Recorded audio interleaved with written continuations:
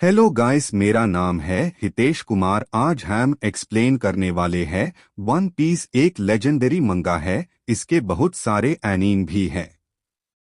तो दोस्तों चलिए आज हम बात करते हैं एक ऐसे एनीम मंगा की जिसका नाम है वन पीस।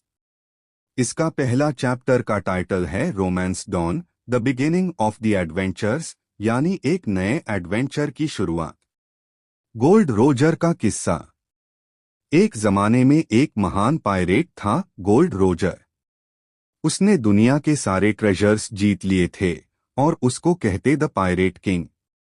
जब उसकी सजाई मौत होने वाली थी, उसने एक धमाकेदार बात बोली, मेरा खजाना चाहिए, जाओ ढूंढ लो। मैंने सब कुछ इस दुनिया में एक जगह छुपा दिया है। उसकी इस बात ने सारी दुनिया के लोगों को पायरेट बनने के लिए इंस्पायर कर दिया। और यही से शुरू होती है द ग्रेट पायरेट एरा। लफी का इंट्रोडक्शन। अब कहानी शिफ्ट होती है एक छोटे से विलेज में जिसका नाम है फूशा विलेज। वहां एक छोटा लड़का रहता है, मंकी डी लफी। लफी का सपना है पायरेट बनने का, लेकिन उसकी बात पर कोई विश्वास नहीं करता। सब उसका मजाक उड़ाते हैं, स्पेशली एक pirate captain red heard shanks. Shanks और लफी की दोस्ती। शैंक्स एक मास्ट हंसामस्ती करने वाला पायरेट है। वो लफी से कहता है, तू पायरेट नहीं बन सकता, तू तो स्विम भी नहीं कर सकता। लेकिन लफी कहता है, मैं ऑन बोर्ड शिप रहूंगा, मुझे स्विम नहीं करना। उनकी दोस्ती बड़ी यूनिक है। शैंक्स के क्रू वेल भी लफी से प्यार करते हैं और कहते हैं, पायरेट लाइफ अमेजिंग होती है। सी तो इतना बड़ा है, कहीं भी जा सकते हो, और सबसे बड़ी बात फ्रीडम मिलती है।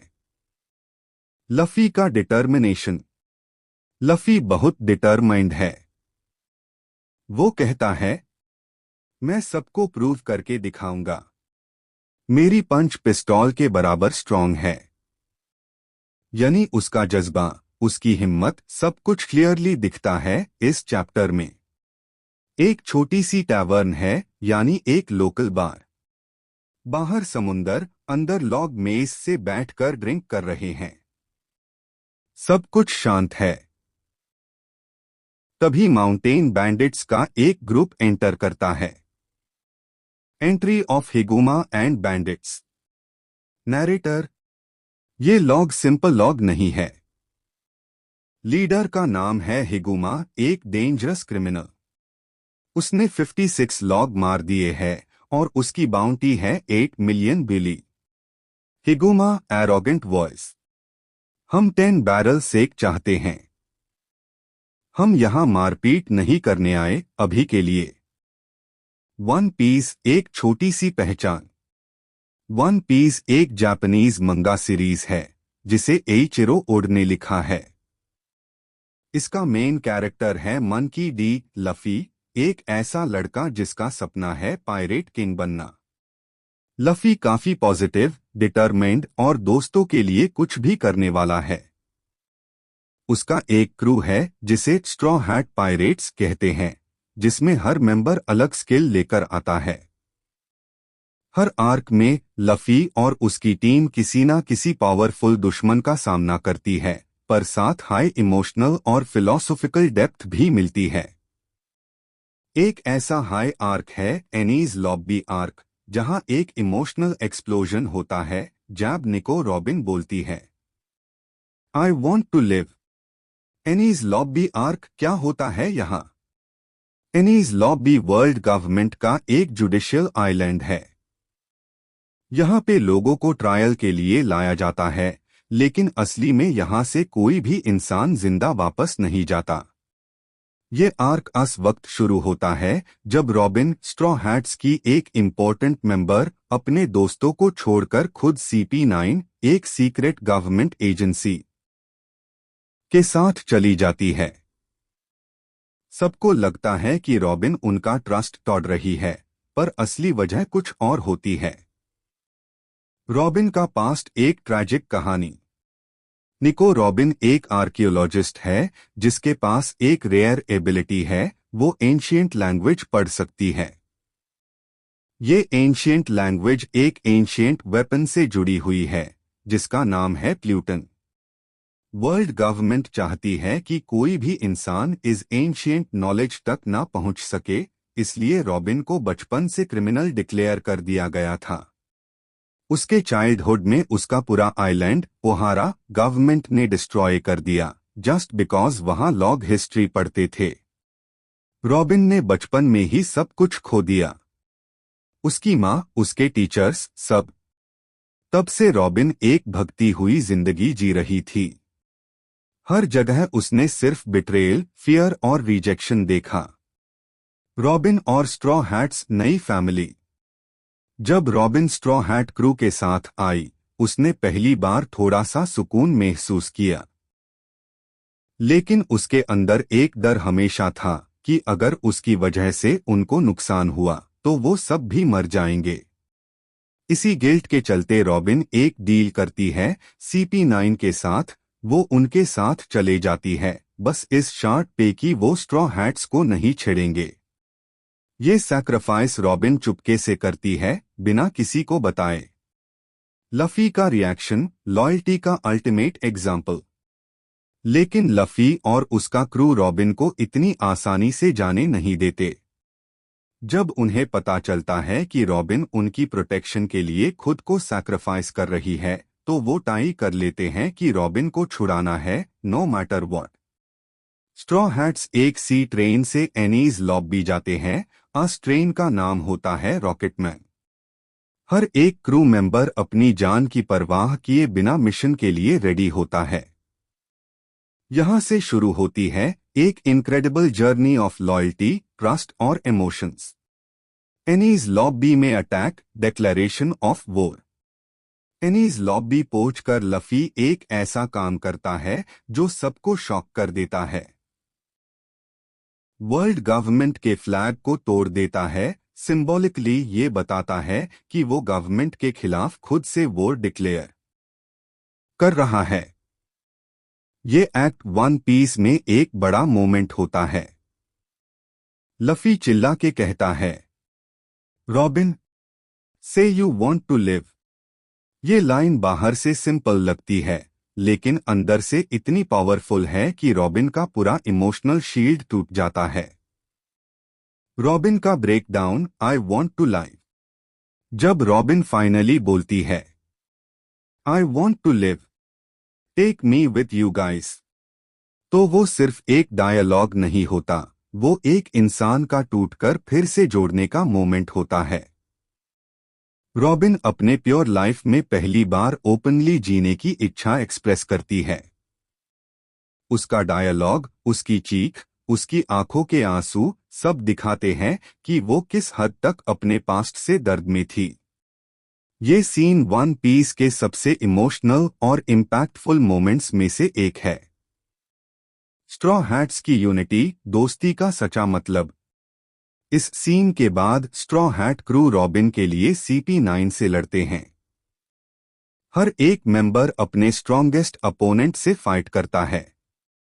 Zoro versus Kaku, Sanji versus Jabra, Nami versus Kalifa, Chopper versus Kumadori, Franky versus Fukurou, Luffy versus रॉबलॉक। इन फाइट्स के बीच रॉबिन हमेशा स्ट्रॉ हैट्स को देखकर इमोशनल होती रहती है कि इतने लोग उसके लिए अपनी जान दांव पर लगा रहे हैं। लफी वर्सेस रॉब लुक्की, अल्टीमेट फाइट। लफी और रॉब लुक्की के बीच फाइनल फाइट होती है। ये फाइट पावर, स्पीड और डिटर्मिनेशन का परफेक्ट एग्जाम्पल है।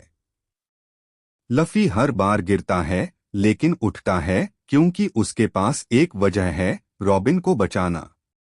इस फाइट के दौरान एक और इमोशनल मोमेंट आता है जब यूसॉप सोगकिन रॉबिन तक आवाज पहुंचता है। वो चिल्लाता है, Robin, Luffy is fighting for you, believe in us. ये मोटिवेशन रॉबिन को और स्ट्रॉन्ग बनाता है। रेस्क्यू एंड एस्केप, बिना पीछे देखे। फाइट के बाद रॉबिन को फाइनली CP9 से छुड़ा लिया जाता है। एस्केप का सीन भी इंटेंस होता है। बस्टर कॉल लग चुकी होती है, जो नेवी का फुल ऑन अटैक होता है, और स्ट्रॉ हैट्स मिलकर उस बर्निंग आइलैंड से एस्केप कर जाते हैं।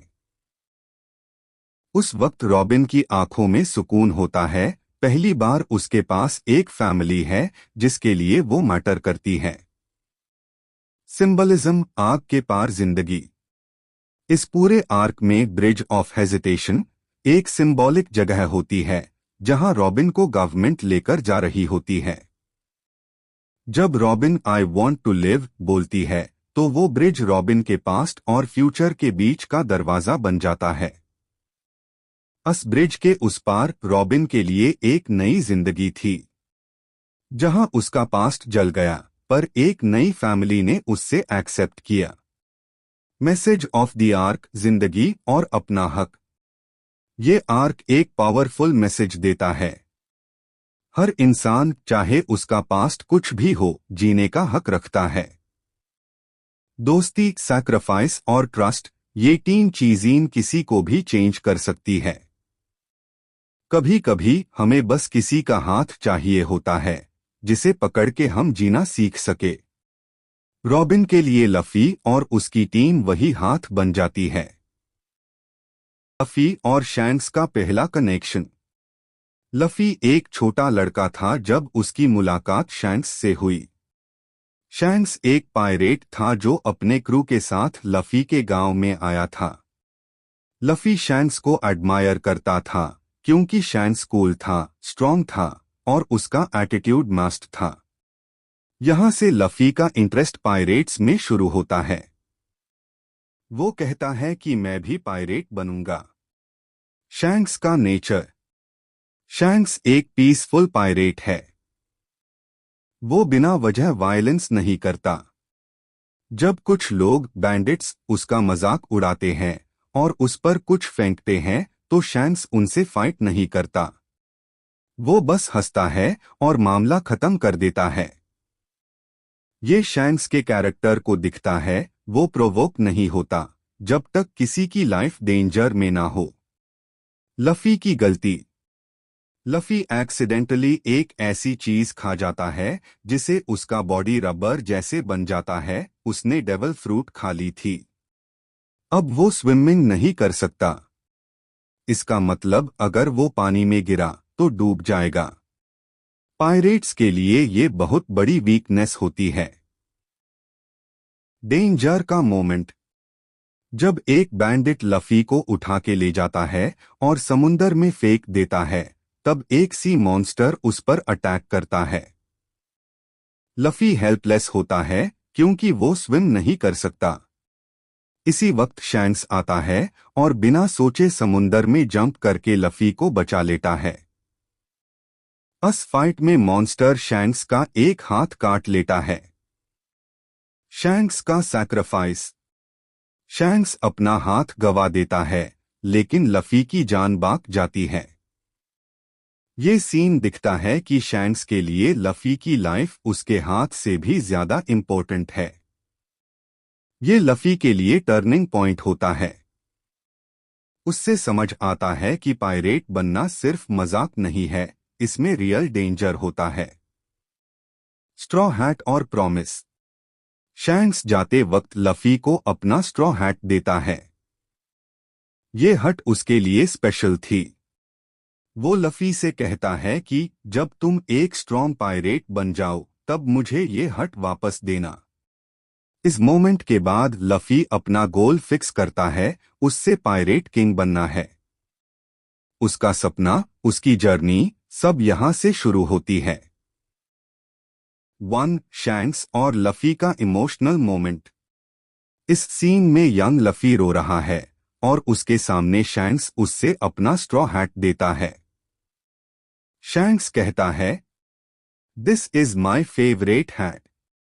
You'll return it to me when you become a great pirate. मतलब शैंक्स लफी पर ट्रस्ट करता है कि एक दिन वो बड़ा पायरेट बनेगा। ये स्ट्रॉ हैट सिर्फ एक टोपी नहीं, एक प्रॉमिस का सिंबल है, एक ड्रीम का सिंबल है। शैंक्स के शिप पे सब लोग तैयार हैं सेल करने के लिए।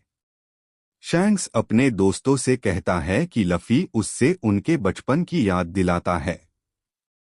दूसरे लोग भी कहते हैं that kids gonna be big.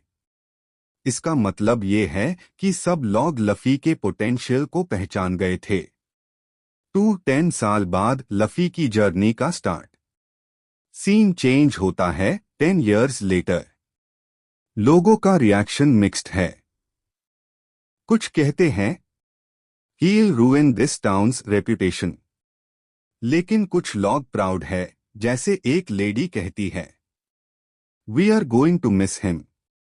लफी छोटी सी बोट में निकल पड़ता है समंदर में।